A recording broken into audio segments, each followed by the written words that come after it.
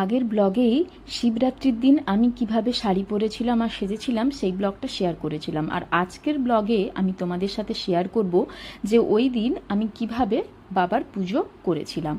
কাছাকাছি শিব মন্দির থাকলেও আমি বাড়িতেই ওই দিন পুজোটা করেছিলাম। আমার বাড়িতে আমার মন্দিরে, ঠাকুরের মন্দিরে শিবলিঙ্গ রয়েছে, প্রতিদিনই আমি তাতে জল ঢালি।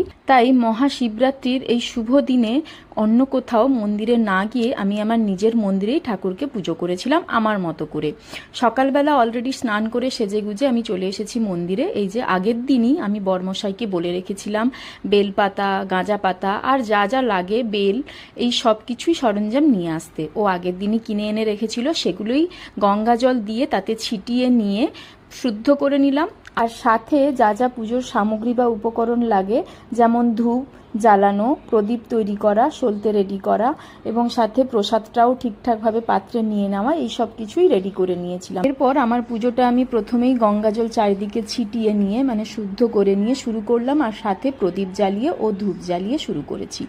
এই যে হাতের কাছে সমস্ত উপকরণগুলো ঠিকঠাকভাবে সাজিয়ে রেখেছি। তোমরা তোমাদের মন্দিরে বা মন্দিরে গিয়ে কিভাবে শিবরাত্রির পুজো করেছিলে বা প্রতিদিন তোমরা কিভাবে বাবার পুজো করো অবশ্যই কমেন্ট বক্সে জানিও।